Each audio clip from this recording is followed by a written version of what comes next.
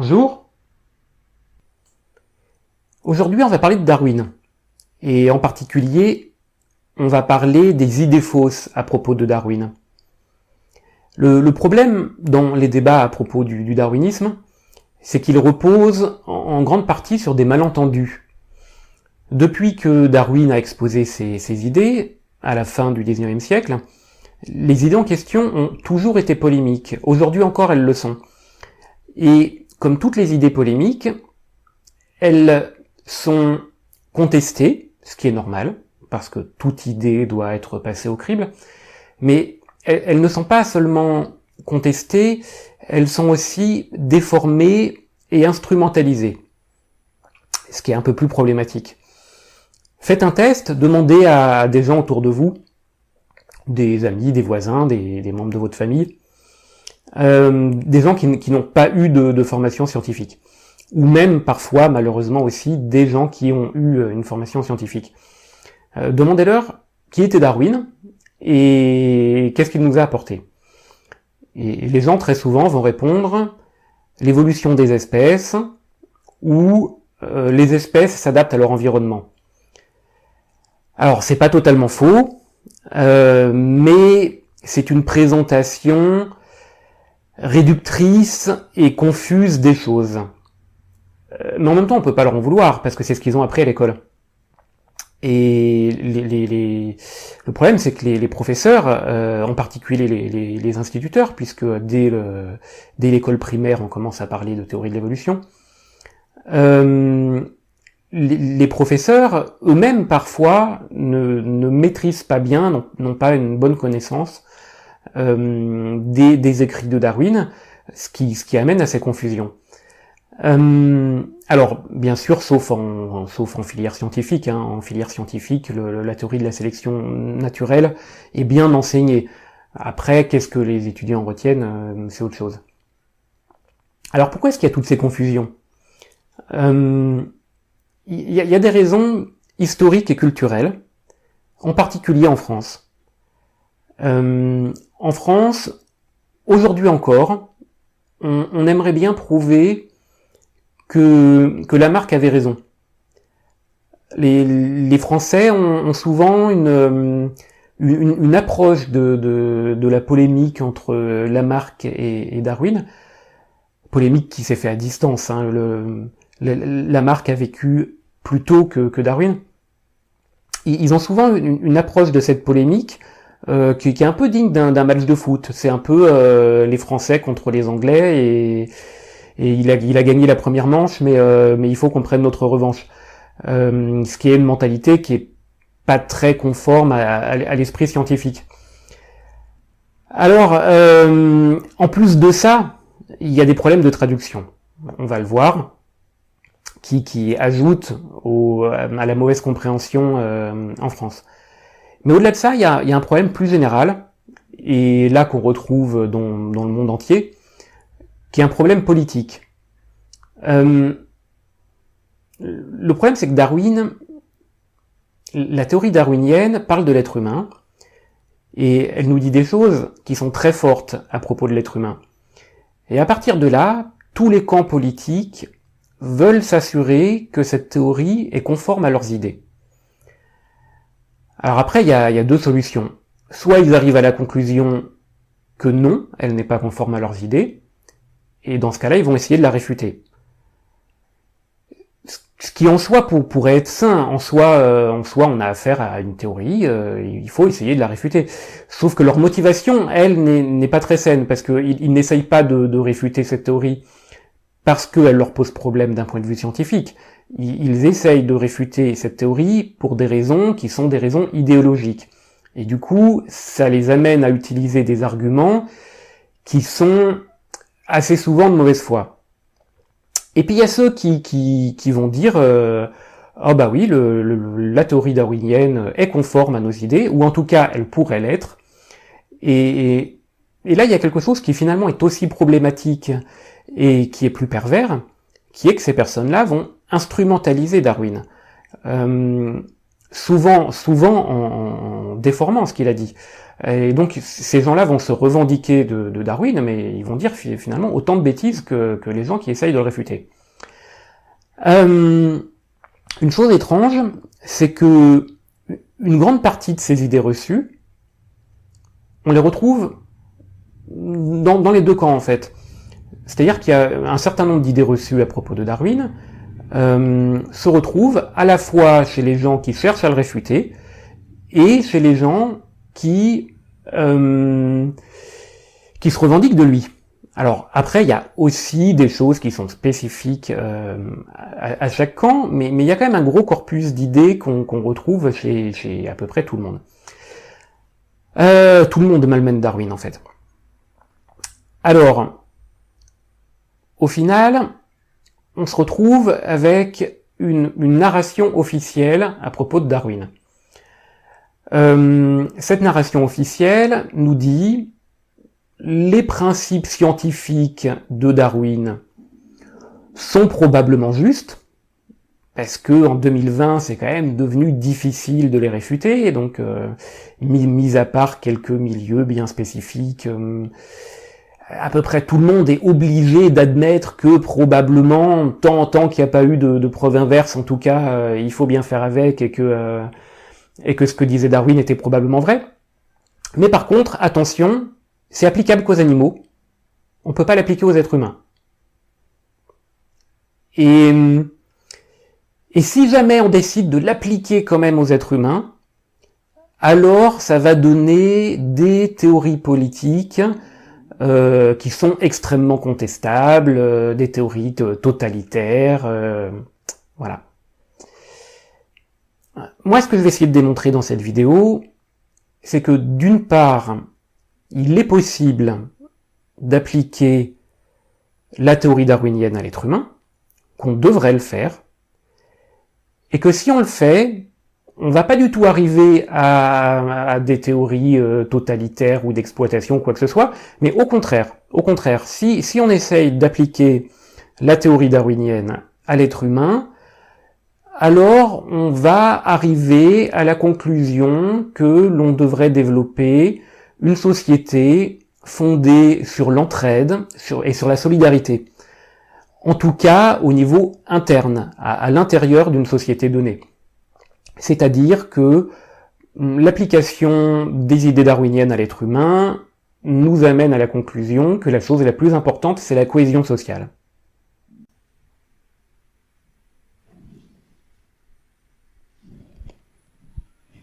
Elle m'a encore piqué ma place.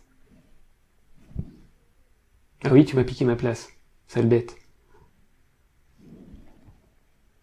Alors, régulièrement, je vois dans la presse, dans les médias, des articles, des reportages qui parlent de la théorie de l'évolution et qui sont un peu largués. Alors, il y en avait un qui était très intéressant à propos de je ne sais plus quelle espèce qui s'adapterait à la pollution en Méditerranée, mais j'ai pas réussi à retrouver la source, donc je vais pas vous parler de celui-ci. Je vais prendre un autre exemple, en revanche, un article qui est paru dans Futura Science en octobre 2019. Donc Futura Science, c'est un magazine scientifique quand même, hein, donc c'est quand même assez inquiétant. L'article s'appelle « Dans le monde des bactéries, l'évolution se fait aussi par la collaboration ». Alors je vais vous lire le premier paragraphe, parce que il est intéressant. Dans la théorie de l'évolution édictée par Charles Darwin, la sélection naturelle favorise les individus ayant les caractéristiques les mieux adaptées à leur environnement. Chaque individu est donc en compétition avec les autres, les plus faibles étant éliminés sans pitié.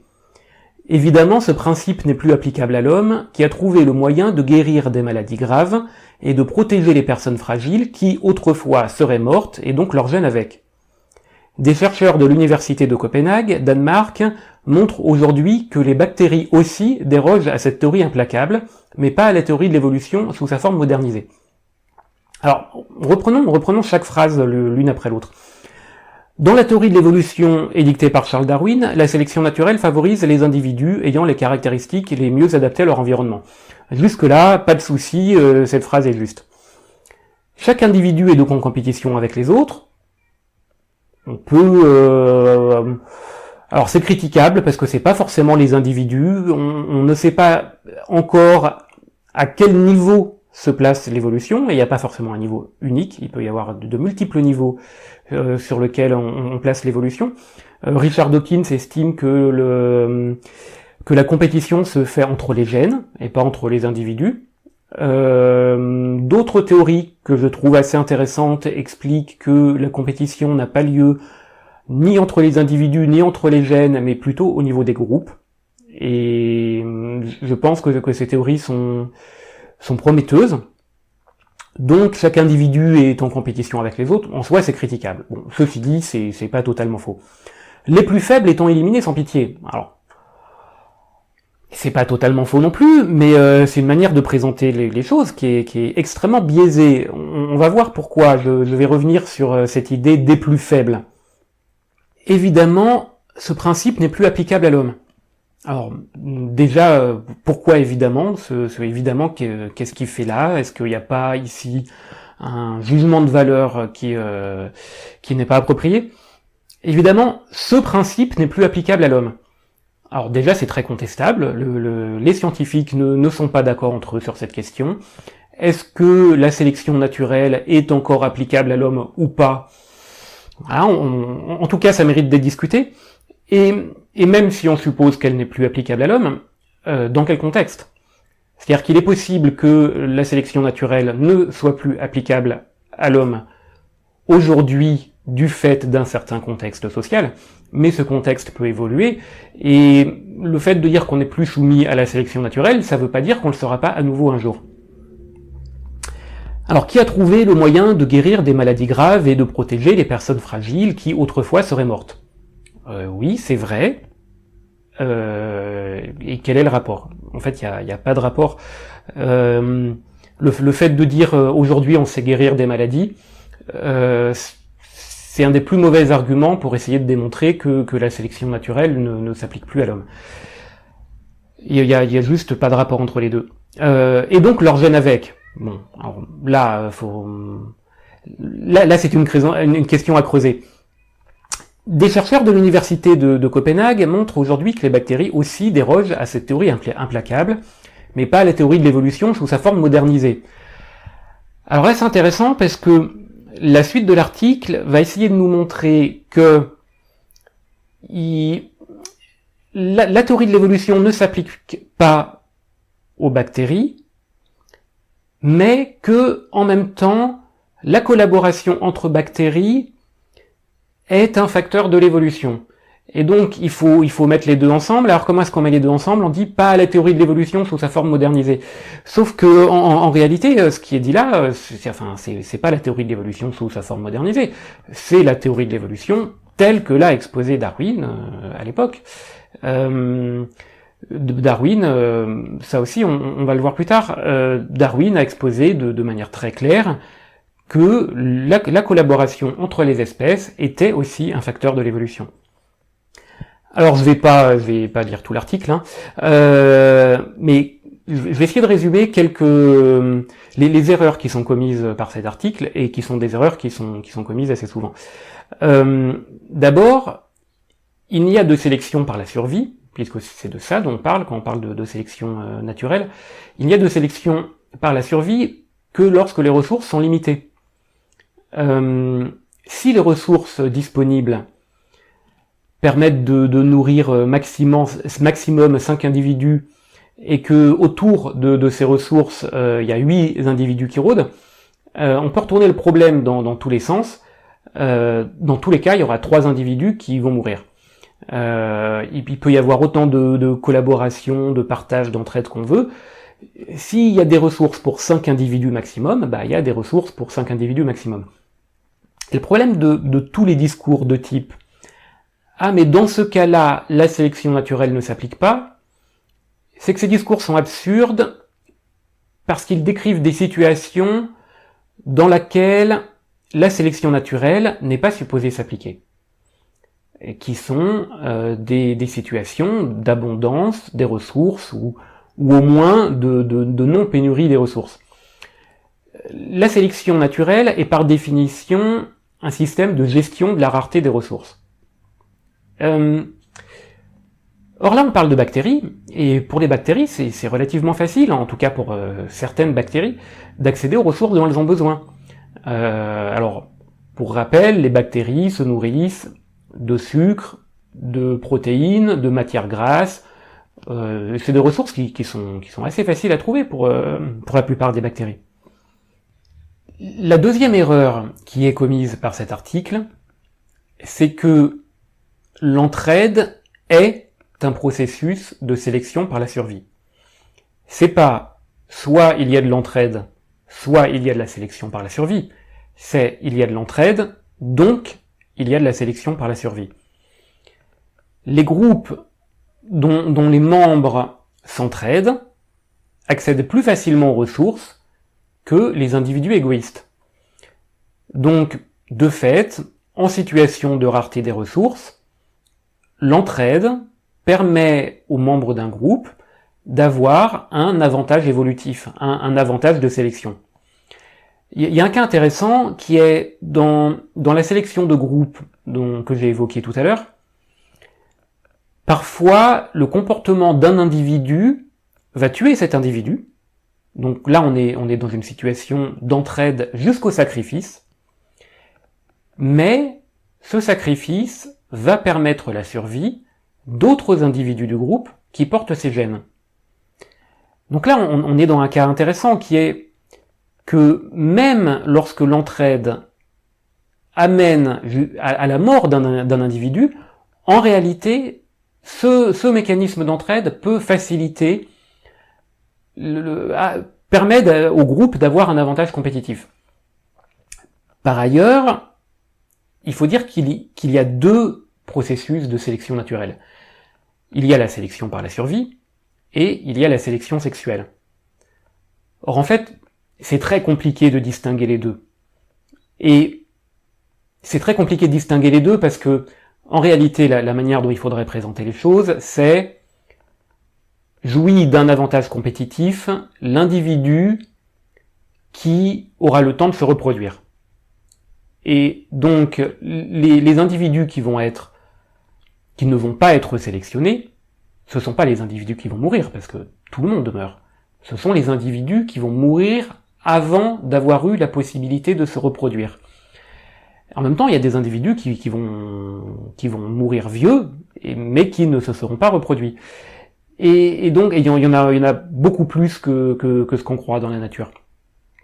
Et donc, là, ça montre bien que c'est très compliqué de distinguer la sélection par la survie et la sélection sexuelle.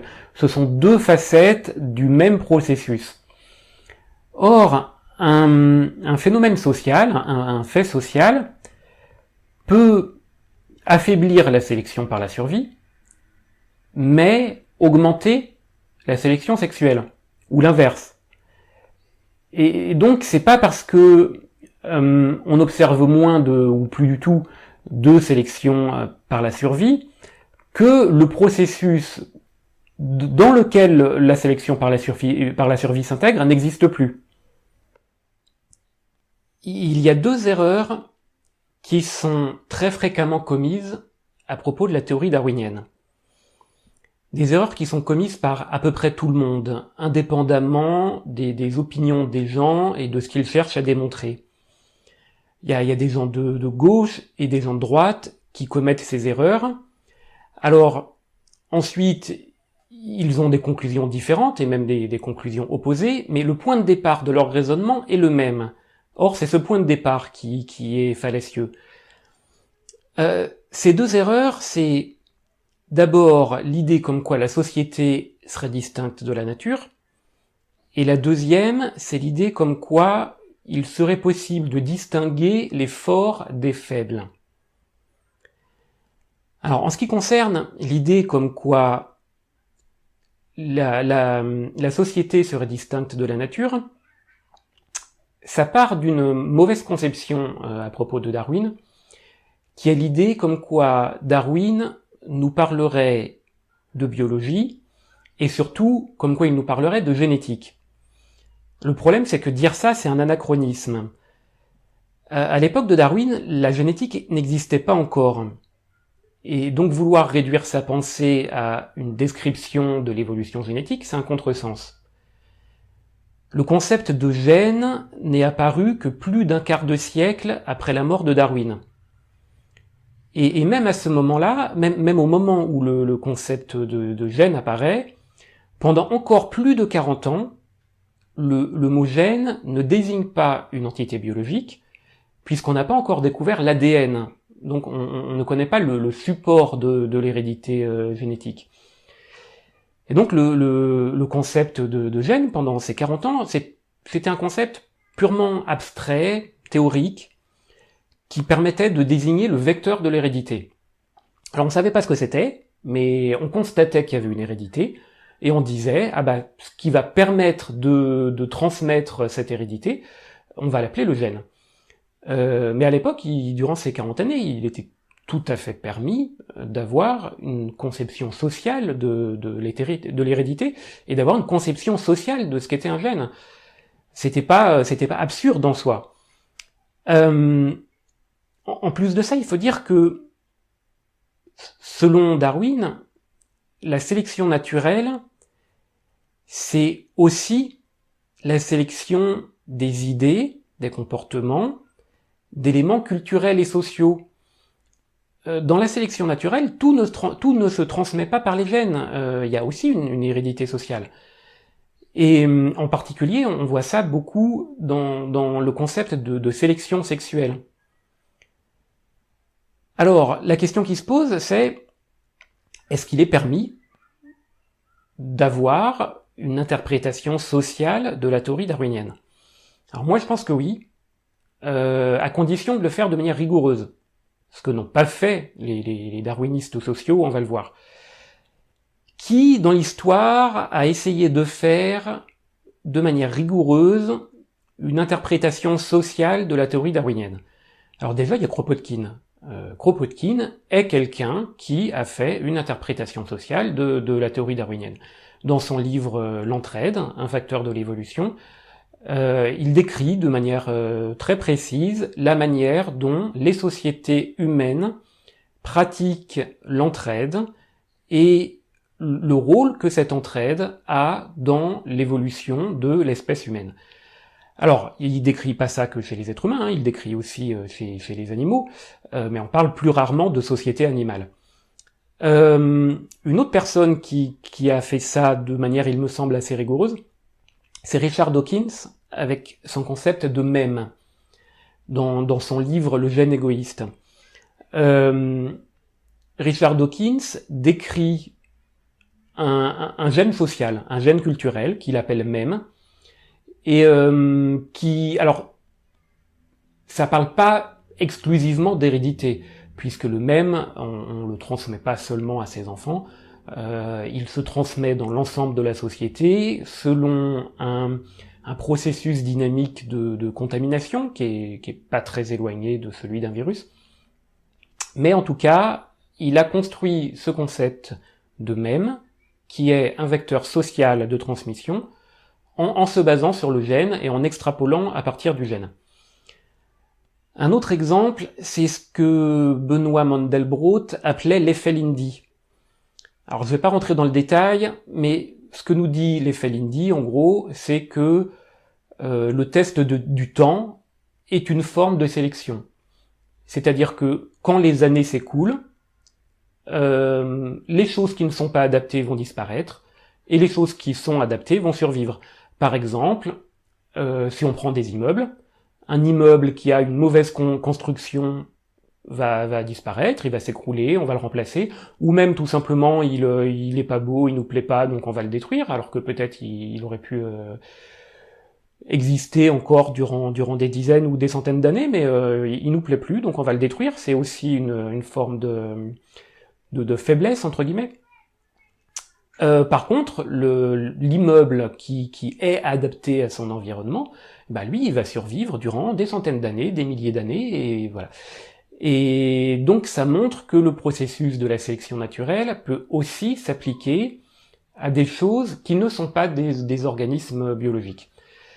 Enfin, il y a des chercheurs qui travaillent sur ce qu'on appelle le darwinisme universel. Alors, ce sont surtout des mathématiciens, a priori, qui travaillent sur la manière dont on peut faire une conceptualisation mathématique des principes darwiniens, et en particulier des principes de la sélection naturelle.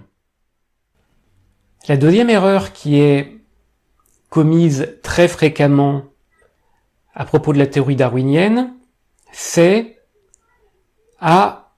Darwin nous dit que les forts survivent et les faibles meurent. Alors après, à partir de cette idée, les gens ont des conclusions différentes. Il y a des gens qui vont dire oh là là, c'est terrible, les faibles meurent et les forts survivent. Et puis il y a des gens qui vont dire ah chouette, les forts survivent et les faibles meurent.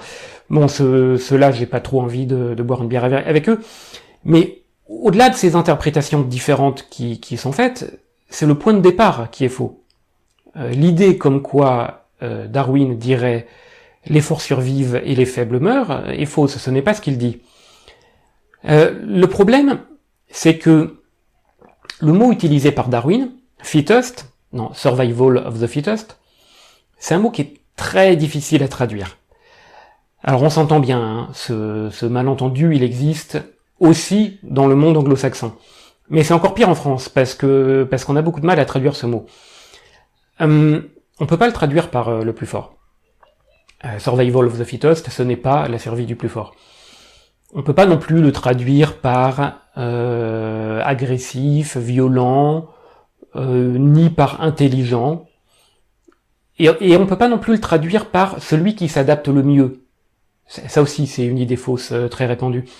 Par exemple, il y avait eu, il y a quelques mois, un an peut-être, ce livre de Barbara Stiegler, dans lequel elle disait oh là là, Darwin, il a mis dans la tête des gens l'idée comme quoi ils doivent s'adapter. Mais non, Darwin a jamais dit une chose pareille. Darwin ne dit pas qu'il faut s'adapter. Déjà, il fait pas ce genre d'injonction. Et il se contente de décrire les choses, il dit pas comment on doit se comporter.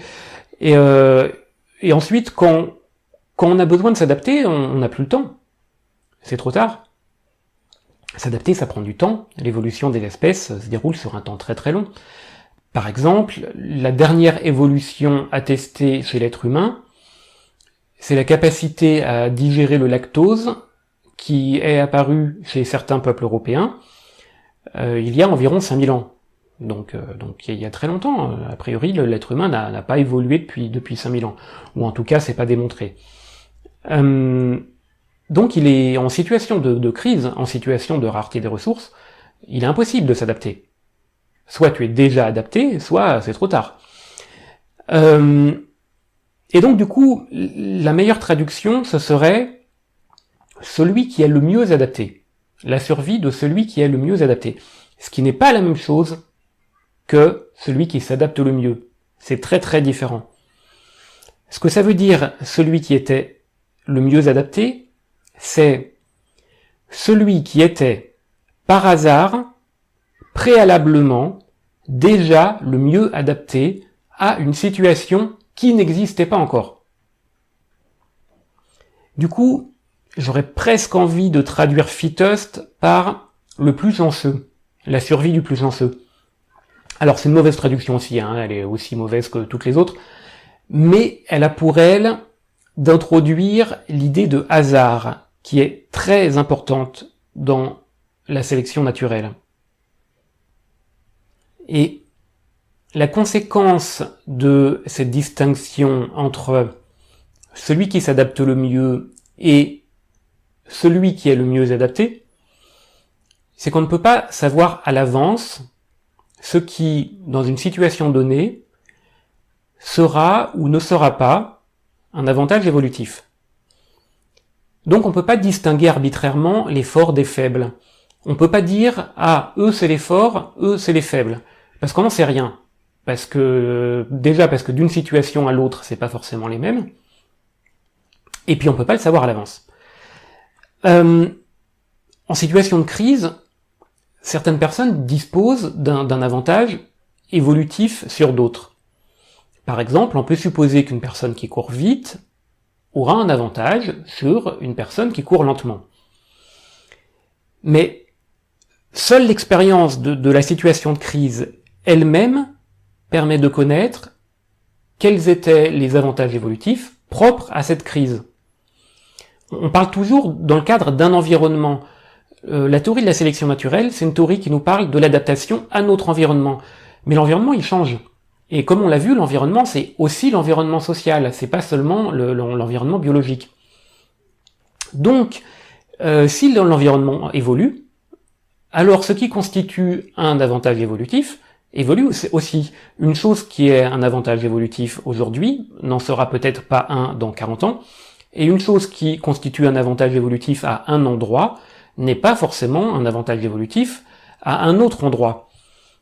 Il n'y a pas d'avantage évolutif dans l'absolu. On ne peut pas s'extraire du contexte particulier.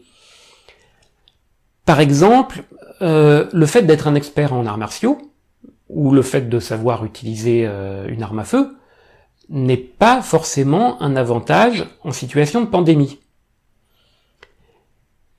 Une autre chose qu'il faut conclure de ça, c'est que tout le monde est fort.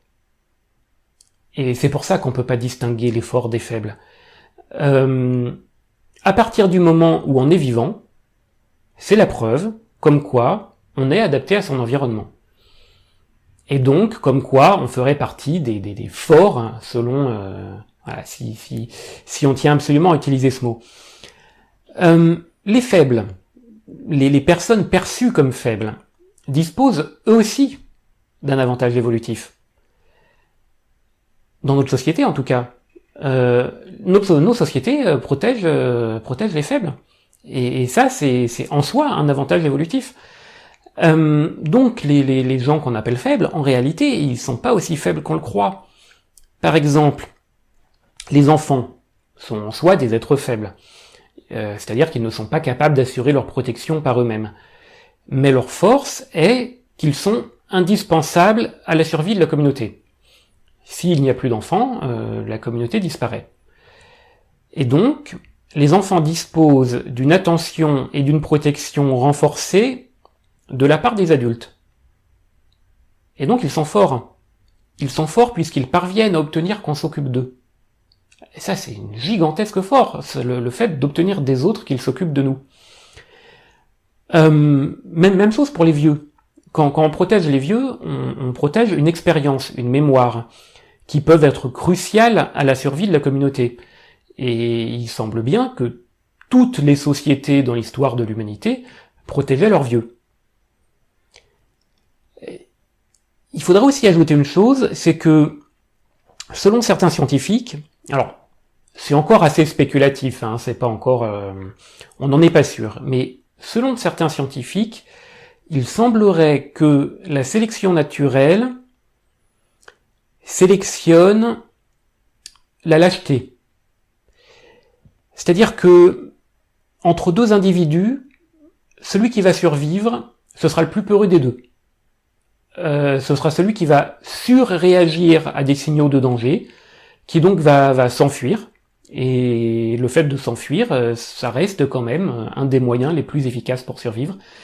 Et du coup, les comportements associés à la peur du danger, seraient sélectionnés au cours du temps. Et ça remet quand même drôlement en question nos présupposés sur qui est fort et qui est faible. Et il y a une deuxième conséquence au fait que la survie du plus adapté, ce n'est pas la même chose que la survie de celui qui s'adapte le mieux. Cette conséquence nous permet un peu mieux de comprendre en quoi il est difficile de faire une distinction entre la nature et la société. Le mot fittest, non seulement il est difficile à traduire, mais en plus il est tautologique. Ce que Darwin nous dit, c'est les individus qui survivent ont une capacité à la survie plus élevée que les individus qui meurent. Ah oui, c'est évident. Personne ne peut affirmer le contraire. C'est comme si on disait les individus les plus grands ont une taille plus élevée, ou l'eau chaude permet de cuire des aliments plus facilement que l'eau froide. D'ailleurs, le scientifique et philosophe Karl Popper, alors j'aime pas trop Karl Popper pour des raisons que je vais pas aborder aujourd'hui, Karl Popper aimait pas trop la théorie darwinienne parce qu'il la trouvait tautologique et donc non scientifique. Alors ensuite il a changé d'avis, il a dit bon cette théorie elle est pas mal mais il faudrait voir si on pourrait pas en trouver une autre. Mais ce qui est intéressant dans le darwinisme, c'est, et en particulier dans la théorie de la sélection naturelle, c'est précisément qu'il s'agit d'une théorie tautologique. Et comme elle est tautologique, on peut l'appliquer à beaucoup de choses. Le fait de dire, j'en reviens à mon exemple des immeubles, selon l'effet Lindy de Mandelbrot. Si je dis un immeuble qui survit plus longtemps a une capacité de survie plus longue, on ne peut pas dire le contraire. Et du coup, cet aspect tautologique de la pensée darwinienne permet de l'appliquer à énormément de choses et a pour conséquence qu'on ne peut pas se contenter d'en faire une interprétation biologique. Peut-être qu'il n'y a rien de révolutionnaire dans la théorie darwinienne. Peut-être qu'il n'a fait que reformuler un constat de bon sens qui était connu par les êtres humains depuis qu'ils sont capables de pensée rationnelle. Une chose qui m'intéresserait, si des universitaires ou si des chercheurs souhaitent s'y atteler, ce serait de faire une généalogie de la théorie de la sélection naturelle. C'est-à-dire chercher des formes primitives de cette théorie chez d'autres scientifiques ou chez des philosophes. Et j'ai l'intuition que si on faisait ça, on pourrait remonter assez loin, peut-être jusque chez certains philosophes grecs.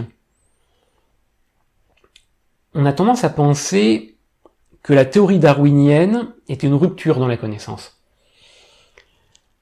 qui a bouleversé notre conception de la nature, de la vie, de l'être humain, et que cette théorie n'aurait pas pu être élaborée plus tôt, qu'elle est le produit de son époque, c'est-à-dire une époque qui a connu la sécularisation, la déchristianisation de la société, et que ce nouveau contexte social aurait permis à la théorie darwinienne d'émerger. Alors c'est pas totalement faux, parce que c'est évident qu'il aurait été compliqué de faire admettre que l'être humain et le chimpanzé ont un ancêtre commun avant la fin du XIXe siècle.